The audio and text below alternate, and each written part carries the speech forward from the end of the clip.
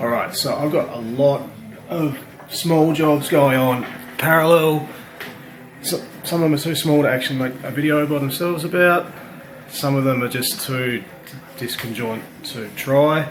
So I'm just going to do some more regular updates for now and sort of just cover what's been happening, and then maybe go into detail about some of the jobs further down the track, rather than having 10 all be finished at the same time and being overwhelmed like the rest of them.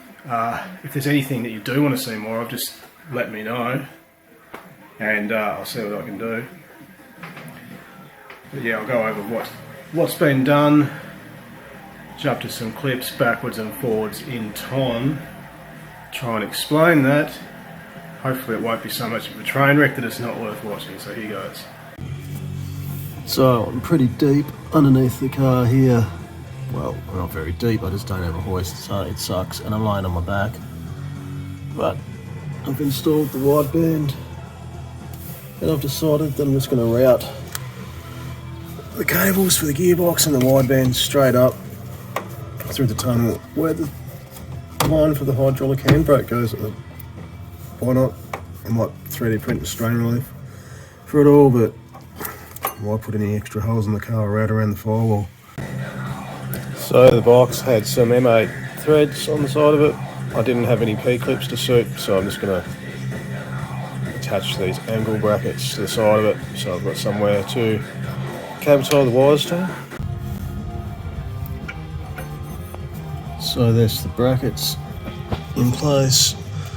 This one works out pretty well with the cable to the wideband. It's a rubber piece, or I reckon it's ABS piece on the cable. So if that cable ties there, leaves a nice amount of strain relief to the wideband. And this other one, yeah, the cable should sit up on top near enough. Also got this earth that's attached to the gearbox that is there to help bypass the rubber mount, because obviously electricity won't flow from that, so it's not necessarily to attach the body, but if I tap a thread into the gearbox mount, that will sort that one out. Alright, so that looks a bit better. Everything is neatly in conduit, cable tied down, strain relieved, and we have an earth. Now I'm going to go topside and probably 3D print another strain relief to go around that dirty great hole up there. Yeah, so now I have to 3D print something for each one of these hoses to come out the front. I finished the gear stick surround, I guess you'd call it. I had some cables and the hydraulic lines to run through there, and I wanted to actually seal the shifter to the floor rather than have a gaping hole there that's going to be letting a lot of heat and noise in, especially because it's an exhaust crossover underneath. So hydro handbrake part, that's the first bit mounted to the tunnel. Then I made the piece where the cables go through, just bolts on, countersunk bolts. It has spots for the hydraulic line, the CAN bus cable, and the speed sensor and the reversing wires to the gearbox. Then we had the clamp to hold the rubber boot down for the top of the short shifter. It just adapts from the square aluminium block to the inside of the S13 rubber boot. Just the first piece has some features in here to make sure it doesn't slip off. Also, I made a gear knob. There's nothing else to really be said about that one. It was a let's jump on the lathe and use some crappy tools. So it's Monday, it's been windy and rainy all day, and I really can't be bothered doing anything, but I'm going to do an odd job. It's going to be to make a bracket up for this rear fuel filter and redo this grommet that was in the back gash. There is a bit of a problem, however. The 3D printer has cooked its heater connector. It's actually burnt through the solder there, sort of burnt the terminal there. I might just solder it and see what happens. There's my flangey brackety piece. Well, it's actually should be 2 pieces. I need to feddle away at that. There's some support material.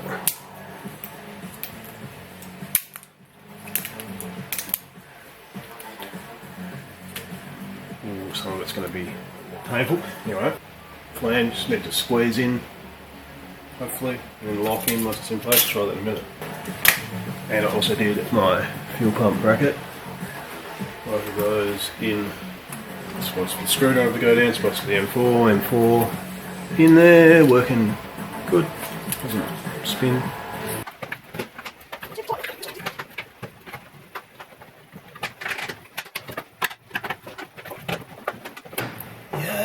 Yay! Finally! So I guess that's not too bad for a lazy Monday. Fuel filter bracket took 15 minutes in CAD, 30 minutes on the printer. This bit took 30 minutes in CAD, 20 minutes on the printer. Pretty reasonable. Right, here goes. Fettling is done. Hopefully it'll slide over the wires. And that'll slide over there like that. And then... Right, so I'm not certain where I want everything to go. I think I might have this go out and back in. Around and back into the surge. I do know this return has to go into this end right here, so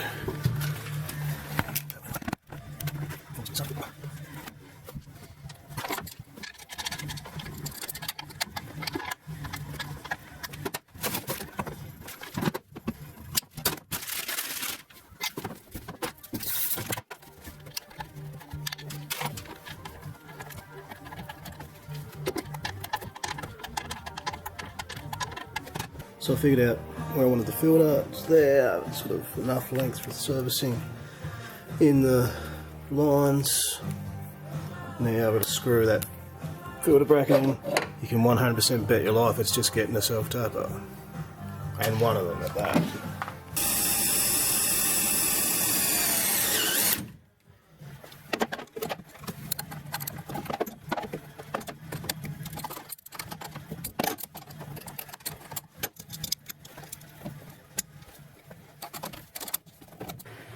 And here I have a Bosch 044, it says, with a special sticker.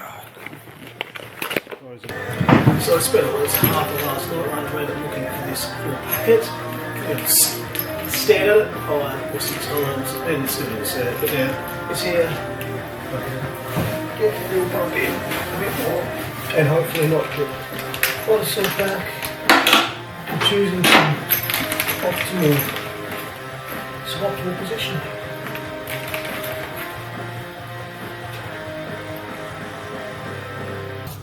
Okay, so that's the fuel pump in. Pressure line is connected. Sitting where I want it to, kinda.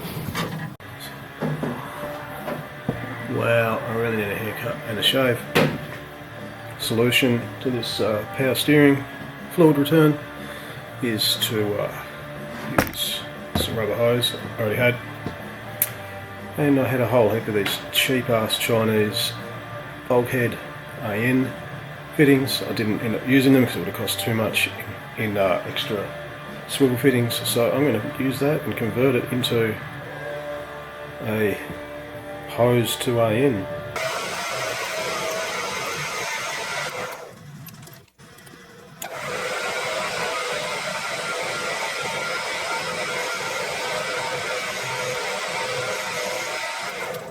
That was freehand and utterly, totally, come on, disgusting. And I suspect it would be more than adequate. Well, apart from a bit of dress up, the meth lab is now plumbed in. I do want to make something to make these lines a little bit, yeah, less floppy. First cable management part for the fuel system and power steering lines in the back, just to keep them spaced out and looking tidy.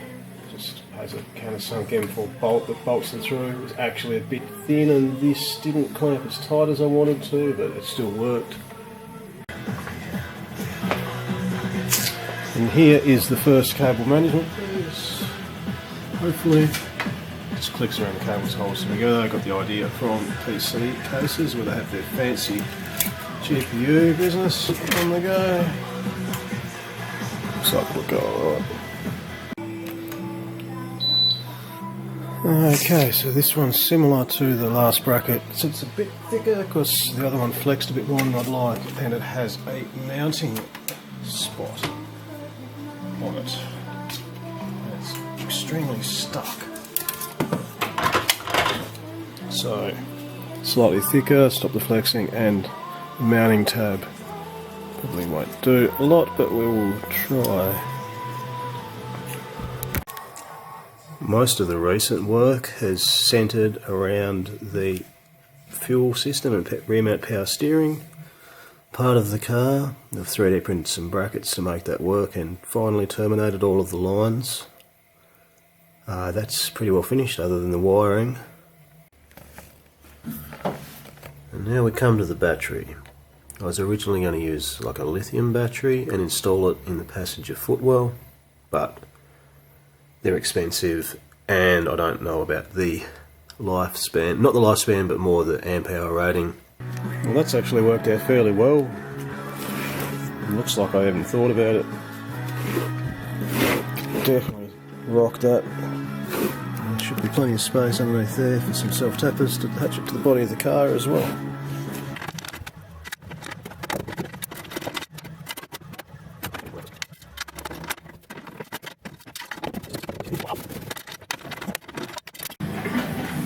Okay, so this is our first semi-regular update for a while, hopefully. As you can see, I've basically just taken any excuse I possibly can to 3D print bits of plastic as a form of major procrastination, but there has been some progress and hopefully there's going to be some interesting parts to come with the rest of the CAN bus implementation, so stay tuned, like, subscribe. Check out my Instagram, especially the story. I tend to absolutely overspam that, for better or worse, but it is what it is. And thanks for growing the channel.